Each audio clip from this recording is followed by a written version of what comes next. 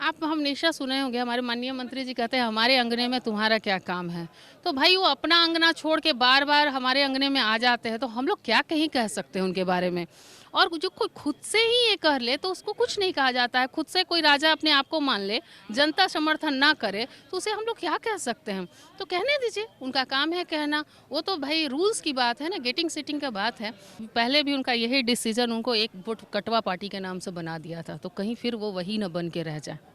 जब आप काम नहीं करते हो तो आप बार बार अपना प्रेजेंस को फील कराते हो, और जो अपने प्रेजेंस को बार बार फील कराते तो समझ लीजिए कि उनके पास उस जगह की कमी है। वैसे आजकल वो हाजीपुर के बारे में बोलना छोड़ दिए क्योंकि वो जम्मू ही पे फोकस कर रहे हैं। मैंने आजकल उनका देखा था 2-3 पोस्ट, तो फाइनली उनको इतना समझ में आ गया कि हाजीपुर जो है वो नॉन निगोशिएबल है। हाजीपुर के सांसद कौन? श्री पशुपति कुमार पारस। तो इलेक्शन कौन लड़ेंगे? श्री पशुपति कुमार पारस।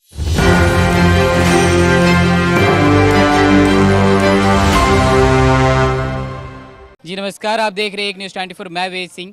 जैसा कि आप सभी को पता है कि बिहार में किस तरह से अभी चुनावी माहौल चल रहा है, इस बीच हाजीपुर सीट को लेके लगातार ऐसा न्यूज़ में भी आ रहा है और सूत्रों के हवाले से भी खबर आ रहा है कि चिराग पासवान जी वहां से हटना नहीं चाह रहे हैं और पशुपति पारस जी हैं कि वहाँ पे मतलब एक घमासान होने जा रहा है। तो इसी बीच हमारे साथ इसी सब तमाम मुद्दों पे बात करने के लिए स्मिता जी जो कि अध्यक्ष हैं आरएल जेपी की, और देवजानी मित्रा जी जो कि मतलब राष्ट्रीय प्रवक्ता हैं। तो जी मैम, पहले तो स्वागत है आपका। बहुत बहुत शुक्रिया। मैम, आपको क्या लग रहा है कि हाजीपुर से बीजेपी किसे टिकट देगी? ऑब्वियसली हमारे माननीय मंत्री जी को देगी, इसमें कोई डाउट का सवाल ही नहीं है। लेकिन अगर देखा जाए तो मैम लगातार मतलब चिराग पासवान जी की तरफ से भी बयान आ रहा है और ऐसा भी देखा जा रहा है कि मैम कुछ समय पहले ही वो वहाँ पे जनसभा भी की है। तो मतलब इसके बारे में क्या कहना है? आप हमेशा सुने होंगे हमारे माननीय मंत्री जी कहते हैं हमारे अंगने में तुम्हारा क्या काम है। तो भाई वो अपना अंगना छोड़ के बार बार हमारे अंगने में आ जाते हैं तो हम लोग क्या कहीं कह सकते हैं उनके बारे में। और जो कोई खुद से ही ये कह ले तो उसको कुछ नहीं कहा जाता है। खुद से कोई राजा अपने आप को मान ले, जनता समर्थन ना करे तो उसे हम लोग क्या कह सकते हैं। तो कहने दीजिए, उनका काम है कहना। वो तो भाई रूल्स की बात है ना, गेटिंग सीटिंग का बात है। तो जो है हमारे के यहाँ हम लोग जहाँ से हमारे माननीय मंत्री जी सांसद हैं, हम लोग वही की बात करते हैं। हम तो दूसरे अंगने में जाने का काम करते नहीं हैं। और कहीं ना कहीं मैम ऐसा भी सूत्रों के हवाले से खबर आ रहा है कि चिराग पासवान जी ऐसा भी दावा कर रहे हैं कि हो सके तो वो निर्दलीय भी वहाँ से लड़ सकते हैं। तो क्या लगता है कि वो चाचा जी पे भारी पड़ेंगे या नहीं? आप इससे पहले के इलेक्शन को याद कर लीजिए। कभी पहले भी उनका यही डिसीजन उनको एक वोट कटवा पार्टी के नाम से बना दिया था, तो कहीं फिर वो वही न बन के रह जाए। जी, तो यहाँ पे राष्ट्रीय प्रवक्ता देवजानी जी भी मौजूद है, मैं इनसे भी बातें करूंगा। मैम, लगातार चिराग पासवान जो है वहाँ हाजीपुर सीट के लिए ताल ठोक रहे हैं, कह रहे हैं कि कुछ भी हो जाए मैं हाजीपुर से नहीं हटूंगा। तो इसके बारे में क्या कहना है? ताल ठोक रहे हैं आपने कहा ना, तो दावेदारी दावेदारी जो शब्द है वो यूज़ कौन करते हैं? जिनके पास कोई ज़मीन नहीं होता है। देखिए, क्रेडिट, दावेदारी ये वो शब्द है, नेगेटिव शब्द है।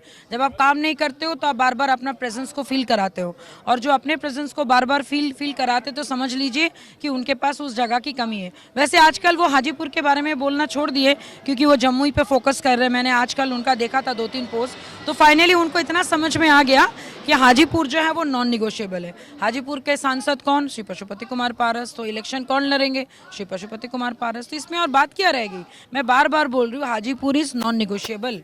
मैम, लास्ट क्वेश्चन मेरा आपसे रहेगा कि उनका कहना है कि जो विरासत है वो हमेशा बेटे संभालते हैं, कहीं ना कहीं उस पर भाई का कैसे हक हो सकता है? इसके बारे में मुझे एक बात समझ नहीं आती, अगर पार्टी उनकी विरासत है तो कहाँ है वो? और पार्टी का क्या कोई बॉन्ड पेपर साइन करके गए थे?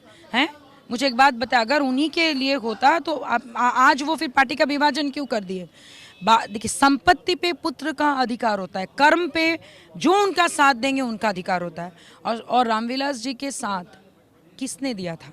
उनके भाई ने दिया था। और एक्सपीरियंस किनका ज़्यादा है? मुझे बताइए, एक 45-48 ईयर्स एक्सपीरियंस मैटर करता है कि नहीं करता है? Just because I am a son of some great leader बोलने से वो हाजीपुर तो क्या कहीं से भी इलेक्शन लड़ने में सक्षम नहीं। प्रूव हिमसेल्फ ना, मैं बार बार बोल रही हूँ, अपने आप को प्रूव कीजिए आप कि आप एक लीडर हैं। फॉलोअर लेके लीडरशिप स्किल्स बिल्ड नहीं होता है। आपको अगर सही लीडर बनना है, लीडर पैदा कीजिए जिसमें वो सक्षम नहीं है। जी धन्यवाद मैम।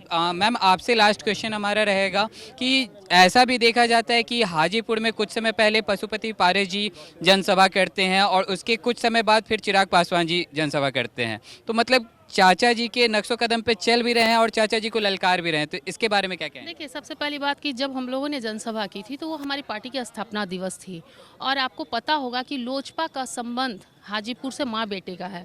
तो हमारी पार्टी के जो नेतृत्वकर्ता हैं उन्होंने डिसीजन लिया था कि इस बार, हर बार तो हम लोग दिल्ली में चाहे बिहार पटना में मनाते हैं प्रदेश कार्यालय में, इस बार उसी धरती पे बनाया जाए जिससे स्वर्गीय रामविलास पासवान जी का बहुत गहरा रिश्ता था। तो हम लोगों ने हाजीपुर वालों को सम्मान दिया और वहाँ जाके हम लोगों ने उन लोगों के साथ इस खुशियाँ को बांटने का काम किया। वो, और रही बात चिराग पासवान जी का, तो उन्होंने जनसभा किया, वो दावेदारी करने गए थे। हम लोग दावेदारी नहीं है, जो हमारा घर ही है तो वहाँ दावेदारी कैसा करना, ये सोचने वाली बात है ना। तो वो दावेदारी करने गए, तो हम तो अपने घर ही में बैठे हुए थे उस दिन। जी धन्यवाद मैम।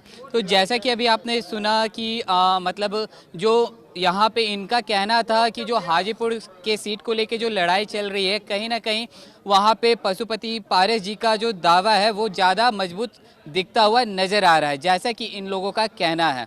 तो और भी ऐसे तमाम खबरें देखते रहने के लिए आप देखते रहे एक न्यूज़ 24। मैं वे सिंह सहयोगी करण के साथ पटना।